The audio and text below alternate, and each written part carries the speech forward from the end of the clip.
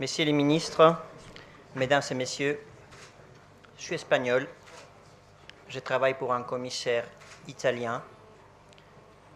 La langue que je maîtrise le plus est l'anglais, mais je vais m'exprimer avec vous en français. Un vrai Européen qui suit de près votre pays, qui adore votre pays. Et je tiens à vous dire que Bruxelles suit de très près ce qui se passe en Tunisie. Mon chef, le vice-président de la Commission, Antonio Tajani, sera demain en Tunisie, c'est pour ça qu'il ne peut pas être là, avec votre président, M. Jebali, et les ministres de l'Industrie, M. Chakali. Donc, premier message, Bruxelles suit de près ce qui se passe dans votre pays. On soutient les démarches que vous faites et on est là pour vous aider. Deuxième chose, on souhaiterait qu'il y ait plus de femmes qui gèrent des entreprises en Tunisie. Et donc, j'étais tout tranquille dans mon bureau et Samira et Nadia sont venus pour me faire une sorte d'OPA amicale pour que je sois là ici à Bruxelles, à Paris, excusez-moi. Et j'ai compris tout de suite que je devais être là, quitter mes obligations à Bruxelles pour faire les déplacements, pour montrer aussi un geste de soutien aux PME et aux PME dirigées par des femmes, très importantes. Donc je voudrais tout d'abord remercier l'association Entreprendre en Tunisie et sa présidente, Madame Labidi, de me donner l'occasion de clôturer ces colloques sur l'éradication de la pauvreté en Tunisie. Ce thème est au cœur de la politique de l'Union européenne à l'égard de ces pays voisins. Et parmi ces pays, la Tunisie nous est particulièrement proche. Et nous est proche sur le plan géographique, linguistique, administratif, par sa diaspora et par les enjeux qui nous sont communs. Mais nous est proche également sur le plan des valeurs. C'est en effet la Tunisie qui a porté la révolution jasmin, voici un peu plus d'un an. Et c'est la Tunisie qui a déclenché un formidable mouvement citoyen qui s'est propagé ensuite à l'ensemble de la rive sud de la Méditerranée et qui a vraiment bouleversé le monde. Depuis la révolution tunisienne, l'Union européenne a soutenu avec détermination et confiance les processus de démocratisation, des réformes et développements en cours en Tunisie. Nous avons la conviction que la réussite de ces processus aura des répercussions favorables à la fois pour la stabilité et prospérité de la Tunisie, mais également pour l'ensemble de la région. Et cet appui à la transition tunisienne constitue une opportunité historique pour l'Union européenne afin de répondre de manière efficace et positive aux défis posés par les printemps arabes. Mon chef, le vice-président de la Commission, Antonio Tajani, les réaffirmera demain à Tunis à l'occasion d'une conférence sur les petites et moyennes entreprises en Euroméditerranée. Il y réaffirmera les caractères privilégiés des relations entre la Tunisie et l'Union européenne et la détermination commune de les approfondir à tous les niveaux. Maintenant, soyons concrets. L'Union européenne a confirmé sa décision d'augmenter d'une façon significative son soutien financier à la Tunisie avec un engagement de 400 millions d'euros sur la période 2011-2013. C'est-à-dire, on a augmenté de 160 millions par rapport au montant prévu avant la révolution. Ces fonds serviront notamment à appuyer la relance économique, y compris par la promotion des PME et de l'innovation et l'approfondissement de notre accord de libre-échange. Et les actions concrètes que nous réaliserons sont deux. D'abord, demain, on va ouvrir des négociations avec un accord avec vous sur la conformité des produits industriels, c'est-à-dire pour garantir la libre circulation des marchandises entre vous et nous. Il y aura deux secteurs, le secteur de la construction et le secteur de l'électromécanique, et on souhaite qu'il y ait une sorte de reconnaissance mutuelle. Et ce n'est que les premiers pas. Mais la libre circulation des marchandises est capitale pour créer un vrai marché euro-méditerranéen. Et ensuite, il y aura un appui aux petites et moyennes entreprises qui jouent un rôle clé dans la création de l'emploi. Nous organisons à cet égard des actions de formation et d'échange de bonnes pratiques sur des thèmes tels que la simplification administrative, et je reviendrai sur la simplification à la fin de mon discours parce que j'ai un message très clair pour la classe politique tunisienne qui est ici. L'éducation à l'esprit d'entreprise, le dialogue public-privé pour définir les politiques et mesures en faveur des PME. Par exemple, une chose que nous avons en tête, c'est d'ouvrir les réseaux européens à la Tunisie, par exemple, le European Enterprise Network, c'est-à-dire nous avons une sorte d'ambassade dans 600 ambassades en Europe qui donnent de l'information sur des PME, sur ce qu'on fait pour les PME. Notre idée serait d'élargir cela à la Tunisie.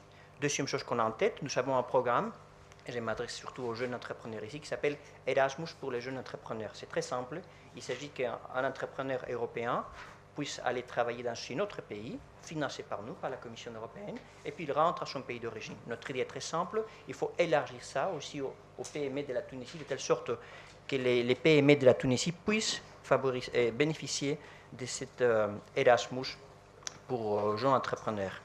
Puis, mon chef, le vice-président Tajani, donnera demain un coup d'envoi à une action que nous appelons Entrepreneurs innovantes pour les changements. Cette action vise à renforcer la croissance et le développement d'industries compétitives dans 4 pays méditerranéens, dont la Tunisie.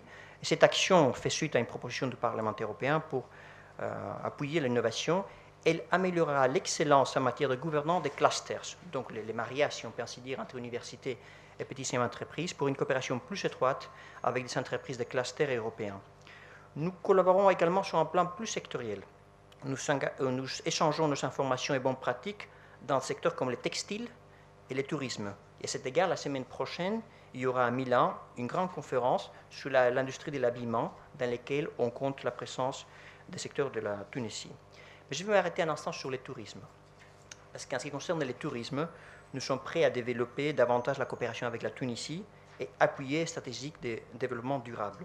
Et dans ce contexte, nous organisons un séminaire sur le tourisme durable dans la Méditerranée à Bruxelles les 21-22 juin 2012. Mais nous avons une idée en tête qui sans doute va vous plaire. En Europe, nous sommes 500 millions de personnes.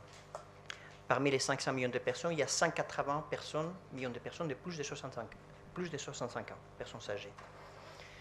Imaginez-vous pour un instant qu'on crée un Erasmus pour les seniors.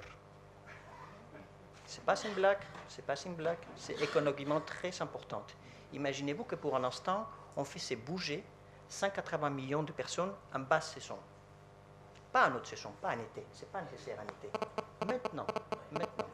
180 millions de personnes en basse saison, et vous les faites tourner autour de l'Europe et en Tunisie. Imaginez-vous que la Tunisie recevait 1%. 2 millions de touristes. 1,8. 1%. C'est sur ça qu'on travaille. C'est sur ça qu'on travaille à Bruxelles. Donc un programme pour, imaginez-vous l'impact économique, c'est ce qu'on appelle croissance sans argent. Parce que ça, il suffit de s'organiser. C'est très simple. Je vous donne un exemple que je connais. Ma mère, elle participe à ce type d'activité. Je ne peux pas dire à ma mère d'aller en Finlande en février. Elle va me tuer. Je peux dire à ma mère d'aller en Tunisie en février. Pas de problème. Je ne peux pas dire à ma mère d'aller à Athènes en août. Il fait trop chaud pour ma mère. Mais elle peut aller à Helsinki en août, bien sûr. Donc, il s'agit de bien faire bouger les 180 millions de personnes qu'on a en Europe. Et l'idée serait de faire partir que la Tunisie et d'autres pays de la Méditerranée puissent faire partie du gâteau, si je peux l'exprimer aussi clairement. Et ça serait un boost pour l'économie européenne et aussi pour votre économie. On y travaille, laissez-nous un peu de temps, mais un jour il y aura un Erasmus pour les seniors. Pourquoi uniquement pour les jeunes? Aussi pour les personnes âgées. En plus, les gens, par ailleurs, l'espoir de vie en Europe augmente.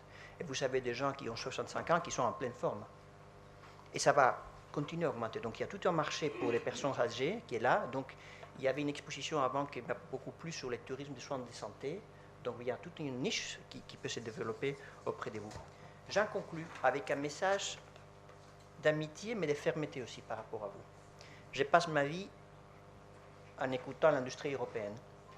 Je suis en contact permanent avec des chefs d'entreprise de 27 pays, des pays étrangers, etc. Et très souvent, mon chef, qui adore votre pays comme moi, parle de la Tunisie, de la Méditerranée. Et il encourage les entreprises européennes à investir chez vous. Et il y a un petit réflexe de prudence à cause de la bureaucratie dans votre pays. Vous devez le savoir. Je parle très franchement avec vous, comme un ami qui souhaite vous aider.